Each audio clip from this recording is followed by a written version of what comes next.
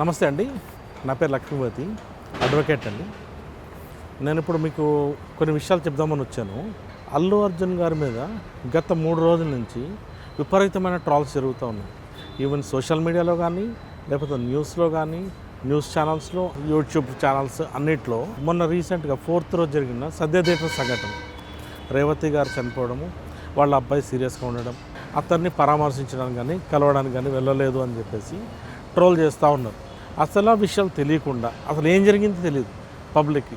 Just ఊరినే రాలేదు, చేయట్లేదు, చూడట్లేదు, ఇది ఒకటే మాట్లాడుతున్నారు. కానీ ఒరిజినల్ ఫ్యాక్ట్స్ ఏంటి అనేది కూడా మీకు తెలుసుకోవాలి. ఇక్కడ ఎప్పుడైతే మొన్న శుక్రవారం రోజు అల్లు అర్జున్ గారిని అరెస్ట్ చేశారు. అరెస్ట్ చేసి మళ్ళీ తర్వాత రిమాండ్కి తీసుకోవడం అయింది, చెంచల్గూడ జైల్లో ఉంచారు. ఇవన్నీ విషయాలు మీ అందరికి తెలిసిన విషయమే. ఇక్కడ హైకోర్టు ఇంట్రిమ్ బెయిల్ ఆర్డర్ ఇచ్చినప్పుడు 5 కండిషన్స్ పెట్టిందండి.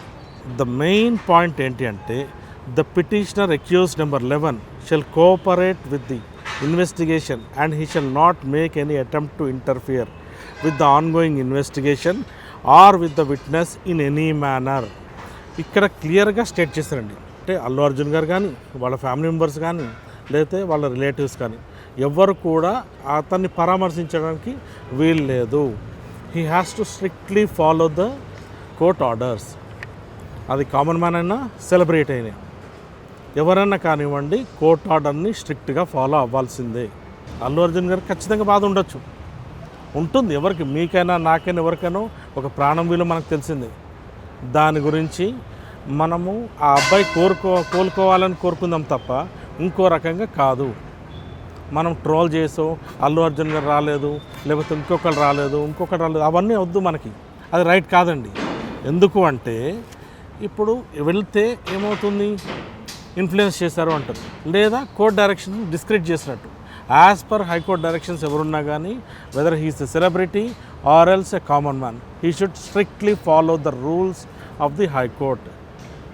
మనం కోర్ట్ని గౌరవించాలి కాబట్టి వెళ్ళడానికి వీల్లేదండి.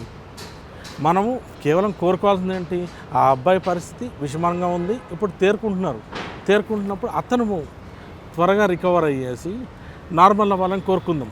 అంతేగాని సెలబ్రిటీ వచ్చి చూడాలి, లేకపోతే వాళ్ళు వచ్చి చూడాలని కాదు. ఆల్రెడీ హైకోర్టులో చెప్పడం జరిగింది, వాళ్ళకి అయ్యే ఖర్చులు ఏవైతే ఉన్నాయో అతనికి మెడికల్ ఎక్స్పెన్సెస్ మొత్తం టీం మొత్తం బేర్ చేస్తున్నారు, వీళ్ళే చూసుకుంటున్నారు. యాజ్ ఎ హ్యుమానిటీ గ్రౌండ్ వాళ్ళు చూసుకుంటున్నారు. And it was there responsibility. అందరూ సపోర్ట్ చేస్తున్నారు. Let's pray for his recovery. ఆ అబ్బాయి రికవరీ కోసం చూద్దాం. అంతేగాని సెలబ్రిటీ రావాలి, చేయాలని మనం చూడొద్దు. At the same time he should not come to the victims place. ఎందుకు అంటే as per high court direction he should not come, అంతే.